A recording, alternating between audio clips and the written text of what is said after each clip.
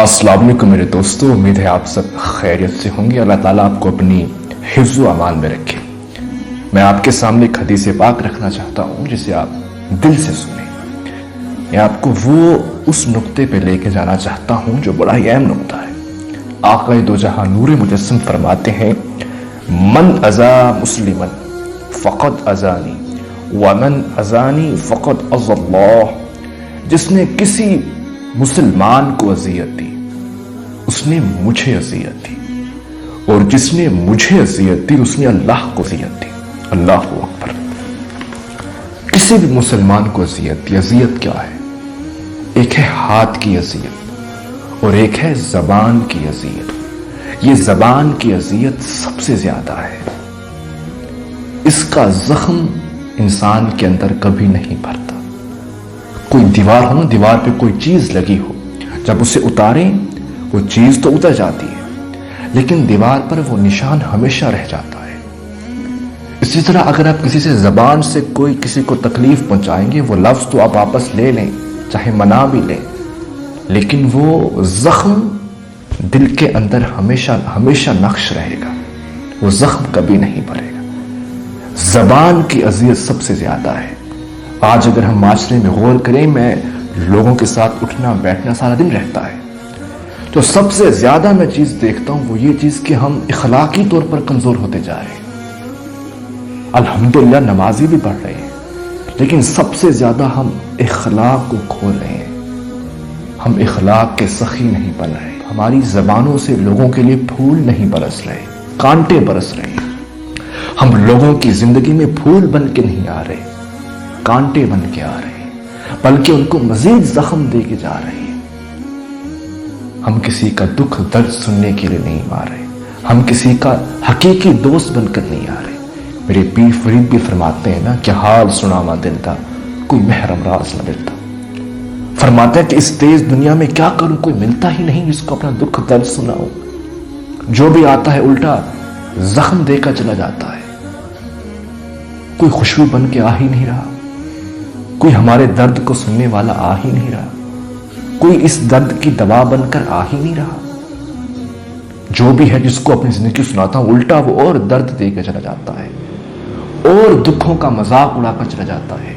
आज हम गौर करें कि हम देखें हमारी मजलिस में हम जहां बैठते हैं दोस्तों के साथ, तो क्या बातें होती हैं। यही किसी की इज्जत को उछालना, उसके ऐब सामने रखना, उससे ऐब निकालना।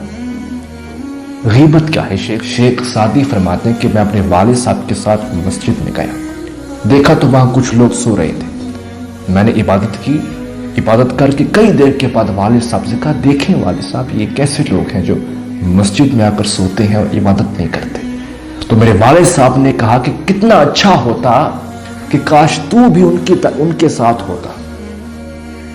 कहने का मकसद यह था कि तेरी इबादत का क्या फायदा कि तुमने उनके बारे में कोई उनका ऐब जो है मेरे सामने बयान किया और उनके बारे में तुमने गीबत की, तो फिर तुम्हारी इबादत का क्या फायदा हुआ? फिर तुम भी उनकी तरह सो जाते तो बेहतर था, लेकिन गीबत ना करते, उनके बारे में कुछ गलत ना कहते। तो दोस्तों, इखलाक के सखी बने। यमन का एक बादशाह था जो बड़ा सखी था। अगर उसे सखावत का बादल कहा जाए तो दुरुस्त होगा, क्योंकि वो बारिश की तरह दौलतें बहाता था। लेकिन हातिम ताई से बड़ा चिढ़ता था। जब भी कोई उसके सामने हातिम का नाम लेता तो गुस्से से खोल उठता था। एक दिन उसने एक बड़ी महफिल लगाई और बेइंतहा दौलत खर्च की। वहां किसी शख्स ने उसके सामने हातिम का नाम लिया तो वो गुस्से से खोल उठा। उसने कहा, आज बस, तुम क्या हर वक्त हातिम की बात करते हो? बादशाह मैं हूं, क्या हातिम मेरे जितनी दौलत खर्च कर सकता है? वो कौन सी बात है जो हातिम को मुझसे ज्यादा बढ़ा देती है? इतनी शोहरत मेरे सामने, मैं बादशाह हूं, सखी हूं, लेकिन लोग मेरे सामने हातिम की तारीफ क्यों करते हैं? वो जानता नहीं था कि सिर्फ सखी वो नहीं होता जो दौलत बहाए, सखी वो भी होता है जो जबान से फूल बरसाए और जबान का सखी हो, इखलाक का सखी हो। उस यमन के बादशाह ने अपने गुलाम को उस यमन के बादशाह ने अपने गुलाम को बुलाया और कहा कि मुझे हातिम का सर चाहिए, मेरे दरबार में हातिम का सर पेश करो।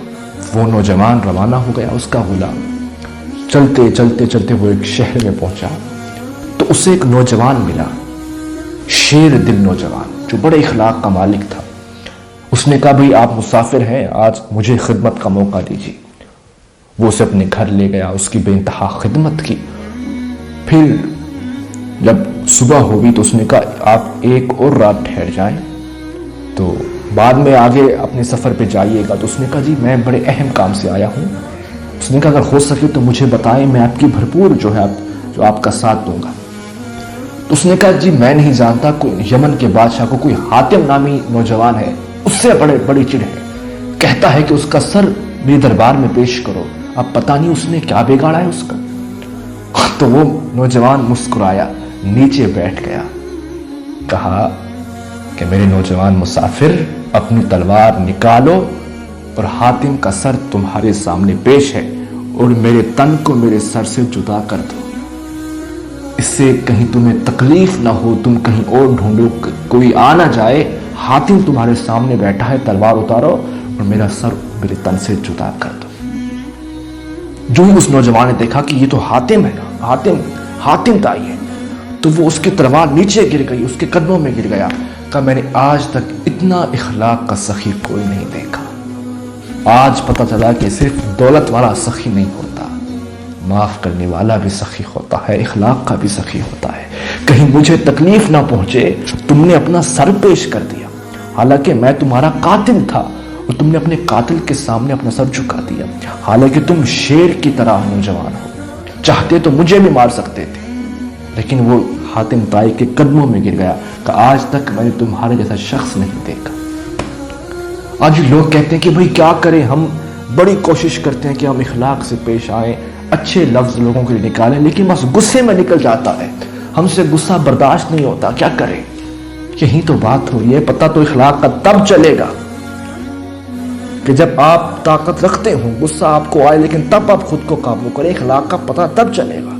خزاں کی رت میں غلاب لہجہ بنا کے رکھنا کمال یہ ہے، ہوا کی ضد پہ دیا جلانا جلا کے رکھنا کمال یہ ہے، ذرا سے لغزش پہ توڑ دیتے ہیں سب تعلق زمانے والے، سو ایسو ویسو سے بھی تعلق بنا کے رکھنا کمال یہ ہے۔ کمال تو یہ ہے نا کہ جب آپ ہوا کی ضد میں دیا جلائیں، اخلاق کا تو پتہ تب چلے گا نا کہ جب آپ غصے میں خود کو قابو کریں۔ آخر کوئی تو چیز ہے نا، اس کا تو ایسا تو انعام نہیں ملے گا نا۔ حضور نے فرمایا قیامت کے دن سب سے میرے قریب ترین شخص وہ ہوگا جو اخلاق میں سب سے اچھا ہوگا۔ آخر اتنا بڑا انعام ایسا تو نہیں ملے گا۔ کہا کہ جب انسان اخلاق کرنے والے، اخلاق اچھا ہو، وہ جو عبادت کرتے ہیں، روزے رکھتے ہیں، ان کی صف میں شامل ہو جاتا ہے، یعنی اس کو اتنا مقام مل جاتا ہے جو اخلاق میں سب سے اچھا ہو۔ تو یہ انعام ایسے تو نہیں ملے گا، آخر آپ کو قربانی دینی پڑے گی۔ پتہ تو تب چلے گا کہ آپ اخلاق کے کتنے سخی ہیں کہ جب آپ غصے میں اخلاق دکھائیں گے اور طاقت ہوتے ہوئے کسی کو معاف کریں گے، تب آپ کا پتہ چلے گا۔ انعام تو ایسے تو کوئی آپ کو انعام نہیں ملے گا کہ سخاوت، آپ پتہ چلے گا کہ آپ کتنے سخی ہیں۔ سخی تو اس وقت پتہ چلے گا کہ جب آپ غصے میں ہو، خود کو قابو کریں۔ دوستوں، دوسروں کے لیے پھول بن کے آئیں، دوسروں کے لیے خوشبو بن کے آئیں، کسی کی زندگی میں کانٹا بن کے نہ آئیں۔ آپ ایک خوشبو کی طرح پھول بن کے دوسروں کی زندگی میں آئیں۔ اگر جینا ہے تو دوسروں کے لیے جیو، لوگوں کے دکھ سنو، درد سنو، زندگی ہے تو یہ ہے۔ ایسے تو جانور بھی جیتے ہیں اور کھا پی کے مر جاتے ہیں، انسان تو وہ ہونا کہ جو دوسروں کے لیے عمر گزار کے واپس لوٹے۔ اللہ تعالیٰ میری حاضری قبول فرمائے اور ہمیں اخلاق کا سخی بنائے۔